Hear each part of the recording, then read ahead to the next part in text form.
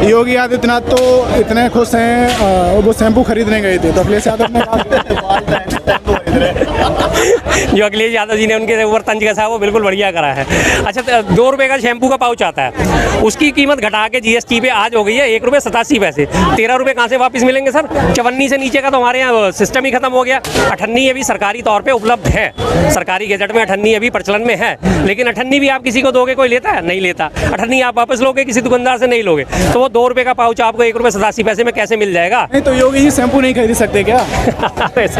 वो सब कुछ कर सकते हैं, ये भाजपा वाले हैं, सब कुछ कर सकते हैं। भाजपा वाले राज में गंजे को जो है कंघा बेच सकते हैं, जिनके नाखून नहीं है उनको नेल कटर बेच सकते हैं, सब कर सकते हैं। अंधे को जो है चश्मा बेच सकते हैं कि हाँ जो ये दिखने लग जाएगा। तो ये तो भाजपा वाले, इनकी बातों पे तो आना ही नहीं चाहिए कभी भी। आप इतनी सारी चीज़ गिना रहे हैं, सांसद हैं रवि किशन जी। हाँ जी, हाँ जी। वो तो कह रहे हैं कि 50% से लेके 40% तक आ गई हैं चीज़ें। देखिए जी, मैंने उनके लिए सीट एक रिजर्व करवा रखी है ईवास में, जिस दिन वो आएंगे उन्हें एडमिट करा दिया जाएगा।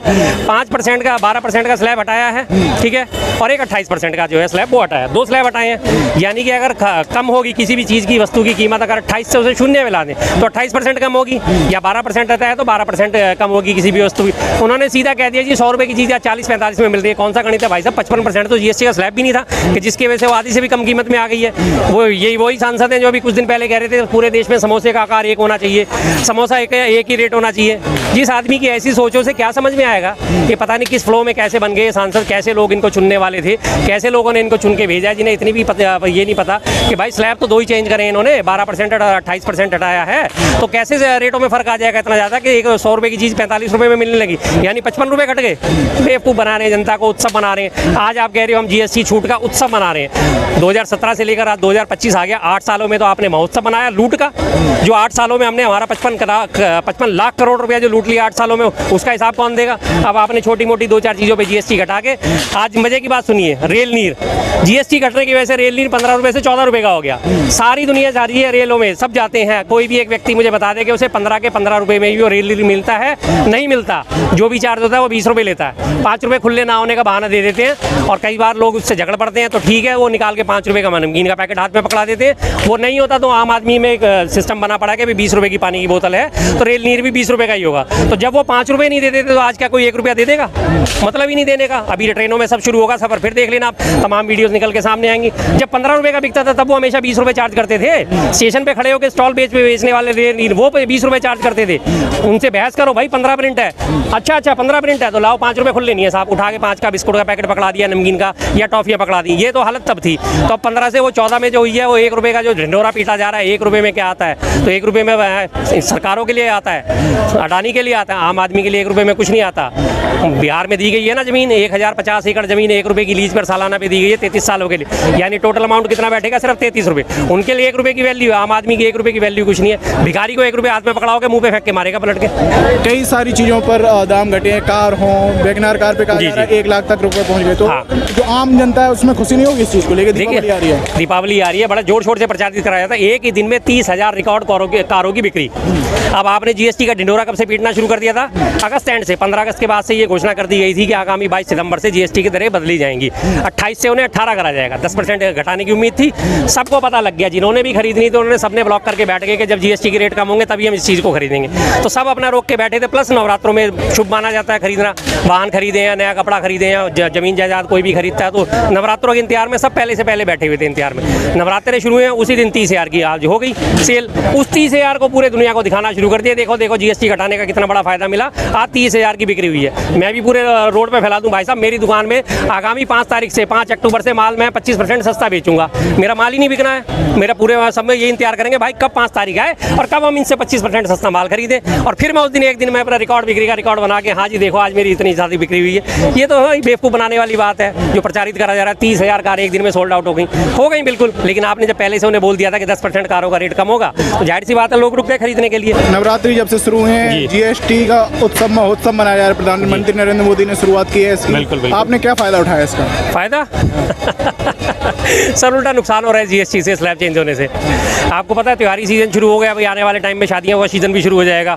और इन्होंने कितनी चालाकी दिखाई है कि कपड़ा सस्ता करने के एवज में इन्होंने बोला 2500 रुपये से नीचे के जो कपड़े हैं उन पे जो पहले जीएसटी लगता था 5%, उसे शून्य कर दिया गया है, ठीक है। लेकिन 2500 से ऊपर का जो भी कपड़ा है उस पर जो 12% का स्लैब हुआ करता था उसे बढ़ा के सीधा 18% पे पहुंचा दिया है। यानी आपने करा क्या, सब सीधा 13% का आपने जंप मार दिया। त्योहारी सीजन में कोई सा भी आप कपड़ा लेने जाओ, आप भी अपने लिए सूट बनवाने जाओगे 2500 से नीचे का तो आपका कोट पैंट आने वाला नहीं है। महिलाओं का शादियों का सीजन शुरू होने वाला है, कोई भी लहंगा साड़ी लेने जाओगे 2500 से नीचे की कोई आती नहीं। मरे से मरे लहंगे की कीमत 10,000 रुपये की होती है, कम से कम 10,000 तो होती है। उस पर सीधा 18% जीएसटी है। पॉलिएस्टर को सस्ता करा है, लेकिन पॉलिएस्टर को बनाने वाला जो धागा है, जिस धागे से पॉलिएस्टर बनता है वो 5% से उठा के सीधा 18% में ला दिया, तो कपड़ा सस्ता कैसे होगा? तो क्या फायदा होगा इसका जीएसटी का?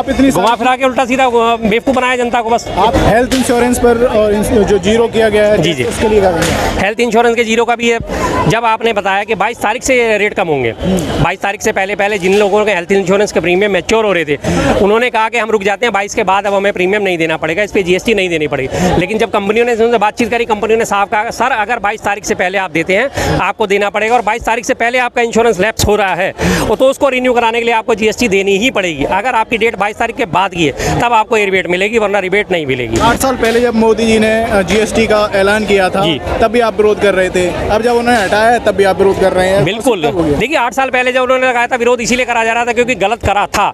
8 साल तक जनता का लाखों करोड़ रुपया चूसने के बाद आज आप उन्हें झुंझुना थमा रहे हो, मैंने सही कर दिया, मैंने सही। आज आप बचत उत्सव मनाएं, जो 8 साल तक आपने जो लूट उत्सव मनाया था उसका क्या? 8 साल तक आपने जो देश में लूट उत्सव चलाया था उसका क्या करा आपने? उसके लिए क्या जवाबदेही है आपकी? जितना आपने 8 साल में आपको जीएसटी फालतू दिया, आज हमें पलट के लौटाओगे? वो नहीं लौटाएंगे ना। और अभी भी मैंने बताया ना खेल कैसा करा है। 2 रुपये वाला शैम्पू का पाउच जो है जिस पे जीएसटी घटी है तो 1 रुपये 87 पैसे का हो गया।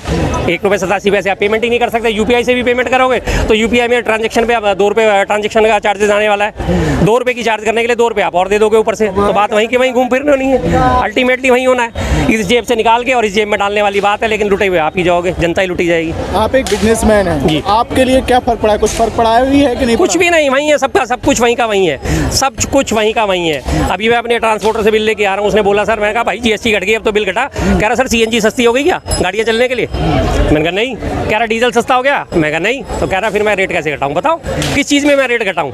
हमारे तो गाड़ियाँ सीएनजी से चल रही हैं, डीजल से चल रही हैं, उनसे चल रही हैं। अगर उन पर घटा होता तो मैं रेट घटाता, तो अभी तो आपके वही चार्ज लगेंगे जो लगते हैं। तो जाहिर सी बात है मैं कैसे रेट घटा दूँ? अगर मुझे घटे हुए रेट पे मिलेगा तो मैं घटाऊंगा। या मेरी गाड़ियों के कल पुर्जे सस्ते हुए हैं, या मेरी गाड़ियों की मेंटेनेंस सस्ती हुई है, या मेरी गाड़ियों का इंश्योरेंस सस्ता हुआ हो, कोई भी एक चीज़ सस्ती हुई तो बता दो, मैं आपका जो है रेट कट कर दूंगा। कोई फर्क नहीं पड़ा, वहीं का वहीं है सब कुछ। बीजेपी सांसद हर जगह जा रहे हैं, गाँव जा रहे हैं, गली गली जा रहे हैं और कह रहे हैं बचत महोत्सव मना रहे हैं, लोगों से अपील भी कर रहे हैं। आपको क्या लग रहा है उनका मैसेज जाएगा नहीं गाँव तक? किसको जाना है, क्या गया गाँव तक में? किसको कोई फर्क पड़ेगा तो ही ना, आम आदमी को फर्क पड़ेगा तब तो जाके बढ़ेगा। आम आदमी को कोई भी एक चीज़ सस्ती मिलने वाली है, अगर होगी तो वो मिलेगी नहीं। अमूल मक्खन है, ठीक है, उस पर रेट घटे हैं, मान लिया आपकी बात। टेट्रा पैक दूध है, उस पर 2-2 रुपये का रेट घटा है। लेकिन अब मक्खन खाने वाले मिडिल क्लास होते हैं, लोअर क्लास के लिए तो मक्खन एक आज भी लग्जरी आइटम है। घर में कभी कोई मेहमान आ गए, कुछ आ गए तो उन्हें देसी घी में चिपड़ के खिला देंगे, या मक्खन लगा के खिला देंगे, या मक्खन में फ्राई कर देंगे। रोज तो मक्खन खाने वाला नहीं है ना लोअर क्लास क्या रोज मक्खन खरीद के खा सकता है? 600 रुपये किलो वाला नहीं खा सकता भाई साहब। 600 रुपये उसकी पूरे दिन की दिहाड़ी नहीं होती, जिसमें वो जाके 1 किलो ले आएगा। कहाँ से ले आएगा? उसे सूखी रोटी दाल मिल जाए वही काफ़ी है। और आजकल तो जो पहले कहा जाता था कि दाल रोटी चल रही है, अब तो वो कहना भी इतना मुश्किल हो गया कि दाल रोटी चल रही है। दाल ही 225 रुपये किलो से ऊपर है। सबसे सस्ती दाल अरहर की हुआ करती थी, आज वो 220 रुपये से 280 रुपये के बीच में है। चने की दाल 160 रुपये किलो, 140 रुपये किलो है। अगर नॉन ब्रांडेड लोगे तो आप 130 रुपये किलो से नीचे कोई भी दाल नहीं है। 130 से शुरुआत होगी और 180 तक पहुँचती है, अगर उनके ऊपर ब्रांड की पेस्टिंग हो जाती है। अरहर की दाल सबसे महंगी टॉप पे चल रही है आज की डेट में, 220 से 280 तक चल रही है। तो अब तो आदमी ये भी नहीं कह सकता भैया दाल रोटी चल रही है। बस यही सवाल है, नवरात्रि चल रही, दीपावली आने वाली जी, खुश नहीं है आप जीएसटी का जो उत्सव मनाया? सर देखिए, कोई खुश तो तब हो जब कुछ किसी चीज़ में कोई फर्क पड़ा हो। जो चीज़ पहले जितने की मिल रही थी वो चीज़ अब भी उतने की मिल रही है। कोई फर्क किसी में कहीं से नज़र नहीं आ रहा। ये फर्क सिर्फ सरकारी तौर पे दिखाया जा रहा है, सरकारी नज़रिए से दिखाया जा रहा है फर्क। तो बाकी रही बात हमारे खुश होगी, हम पहले भी खुश थे अब भी खुश है। भाई हमारे जैसे, चलो मैं कह सकता हूँ थोड़े बहुत साधन संपन्न है, हमें कोई फर्क नहीं पड़ता, 10 20 50 रुपए से हमारे ऊपर कोई असर नहीं पड़ता, हम तो पहले भी दे रहे हैं। लेकिन मैं तो नीचे वाली जनरेशन की सोच के चलता हूँ ना, कि उनके ऊपर एक एक चीज़ पे कितना असर पड़ता है। मैंने भी आपको उदाहरण दिया था कि जैसे इन्होंने बोला कि कपड़े पे हमने GST शून्य कर दिया है, 5% से हटा के शून्य कर दिया, लेकिन कपड़ा जिससे बनता है उस धागे को तो आपने 5% से घटा के सीधा 18% पे लिया है आपने, 13% तो आपने उसी में हाइक कर दिया, तो कपड़ा कैसे सस्ता होगा ये बता दो। और आने वाला टाइम त्योहारी सीजन है और शादियों का सीजन भी शुरू हो जाएगा, देवउठान एकादशी आती, शादियाँ हैं, अगले 4 महीने फरवरी मार्च तक शादियाँ चलेंगी, हर जगह खरीदारी होगी इस पूरे बाजार में।